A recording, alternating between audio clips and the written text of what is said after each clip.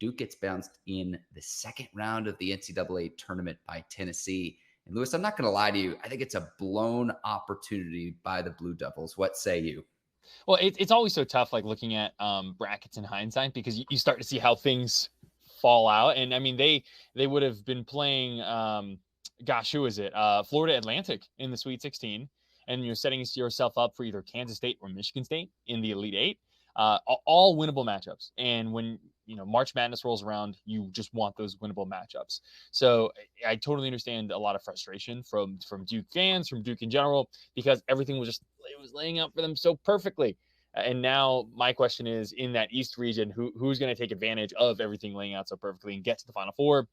Right now, Michigan State, in my mind, seems to be the one, but still, it's going to be a very interesting way for all that to fall apart.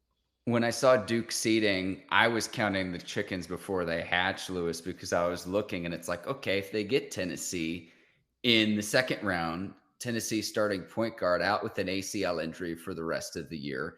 And then it's like, okay, if they run into Purdue, say in the Sweet 16 as a number 1 seed, Zach Edey, the star player for the Boilermakers, well, you've got 2 Twin Towers and Derek Lively and Kyle Filipowski that would have matched up well. Obviously, Purdue gets bounced by Fairleigh Dickinson, something we'll talk about here on today's show. But it was like, that was the opportunity where I see and then say, okay, Purdue does get upset by a 16 seed. And it was just like, this should be smooth sailing for Duke. Again, I got ahead of myself a little bit here, just looking at matchups. Oh, I mean, no, I think that's fair though, because like when you looked at that region, the East region, you had a very shaky 1 seed in Purdue, a very shaky 2 seed in Marquette. I think it was Ken Pom actually tweeted out that over the past X number of years or whatever it's been, a team that has gotten a 1 or 2 seed in the NCAA tournament, but has not been ranked in the AP preseason top 25, has at most won 2 games. They do not advance the Final Four. They've never advanced Final Four in whatever that time frame was. So, I kind of looked at Marquette and Purdue as just kind of a clock ticking. You know what I mean? So it was a good situation for Duke, but Tennessee just really took it to them. I mean, there's no other way around it. I think it was Kenny Smith after the game said, Tennessee was not a bunch of college players. There was a G League team that Duke was playing, just with the experience, the physicality. And I think that some things have been kind of said about the physicality of the team and, was Tennessee playing dirty and this and that? No, it's college basketball. Like it's a defensive oriented sport, especially in college versus the NBA. You see that physicality come into shape. And it's not just like how physical they were in terms of, hard fouls or whatever it might be. You look at like what Duke's bread and butter was. In this huge stretch of games that they've had where they've been winning all the way going back to February. And they've been dominant on the glass, especially offensive rebounds. Tennessee out-rebounded them 12-6.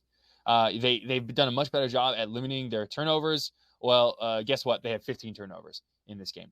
They shot 6-22 from 3. It just was not good for Duke. Tennessee beat them at their own game in everything that they have succeeded leading up to this NCAA tournament. Certainly, hindsight is 2020. I can't help but wonder if Mark Mitchell plays for Duke, sure. if that makes any difference in the world. We really don't know the answer to that, but a scratch before the game due to a knee injury. Yeah, I mean, absolutely. I think he started every game for Duke this year. He was, averaging about 9 points a game, a solid defensive presence, as a freshman. But, everyone in this tournament has been dealing with injuries. That is when you look all the way down, all the top teams, and it's just that time of the year where you do have to deal with the injuries. So it's kind of one of those what would have been, what could have been type situations for Duke. But you have to give your hats off to Tennessee for the way they just came in there and took the Blue Devils lunch like straight up, and they're like, all right, we're moving on to the Sweet 16. We'll see y'all later. Bye. Go home. And one other thought looking ahead to the brackets, like I mentioned, the Twin Towers, Duke has like with Edey, and certainly Purdue didn't get there either. Purdue didn't even make it out of the first round, but I was looking at the bracket and how the matchups would have turned out if everything had gone chalk. Well, I know Duke was the 5 seed and would have technically been an upset over 4 seed Tennessee, but say Duke had gotten to the Sweet 16 against Purdue, it's like how many other schools would have someone of the size and skill of a Zach Edey, 7'4", someone certainly with an NBA future, let alone 2 players with that, and neither team gets there.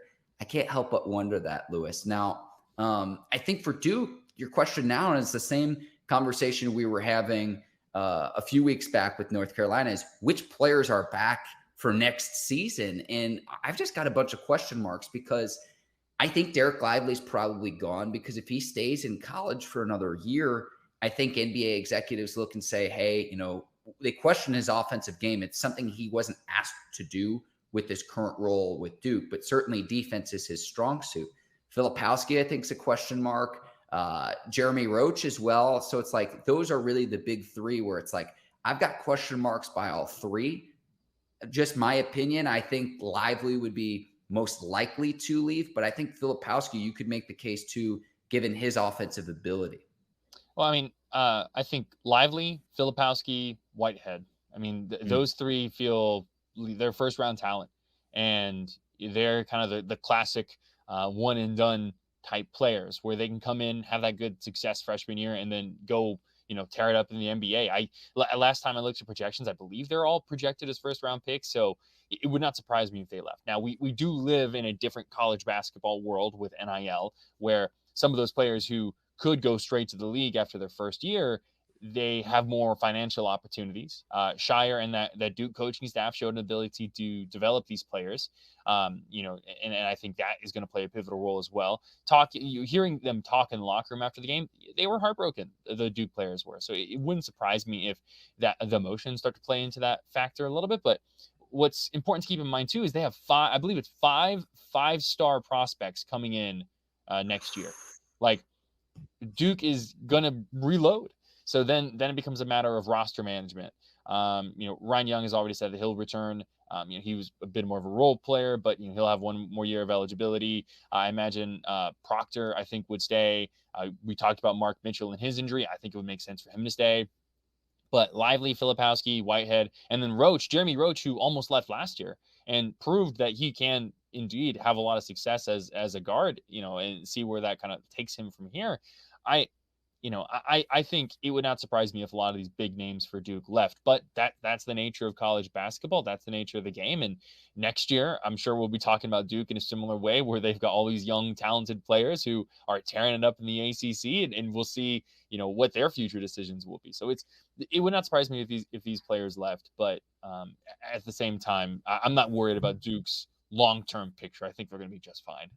You don't rebuild, you reload when you're a blue blood, Lewis. And I Yeah, can't help that's but true. wonder, does your production suffer as a result of having so many talented 4 and 5-star players around you, to where if you were to go to, say, another school, your production would be higher and it's, oh, look at, I'm averaging 20, maybe closer to 30 points per game, but you're much more relied upon at another program versus, say, Duke. So I can't help but wonder that. But I look at the size of Lively and Filipowski, it's like if he could get it right in the pros, like, I don't want to say he's a unicorn, but a 7-foot big man with some touch, if he develops the right way and goes to the right NBA team, I mean, both I think would have very bright NBA futures, just given the things that they can do with how they move with their size is just something you cannot teach in basketball. Yeah, that's going to be, I think, one of the most interesting thing is what team do they go to? What's the fit? I mean, you talked a little bit about production. You look back to those kind of like, those Kentucky years where it felt like they had a future NBA All-Star coming in every single year. Some of them didn't get that much run. Devin Booker, I think, is the prime example of that. And now he's over here, an All-Star, one of the best players, one of the best shooting guards in the NBA. So I don't think the production is so much of a concern. It's just with all of these players, it's always about what do you need. What is important to you on a personal level? What's going to be important to you on a professional level? I think it makes sense for all of these guys to go, or at least for a lot of them to go. But, we've seen teams kind of change the way they operate now, where, you looked at UNC last year, who, Baycott NBA future, I think, is to be determined. But when you look at like a player like Caleb Love, who had a potential first round grade, a early second round grade, and he decides to come back because of NIL, because of the opportunities presented to them. This Duke team, they really seem to like each other. The Lively's, the Filipowskis of the bunch. And it would not surprise me if one of them ends up making a decision like that to come back. But, ultimately they're going to do what's best for them. And I think they're going to have success regardless of where they play next year.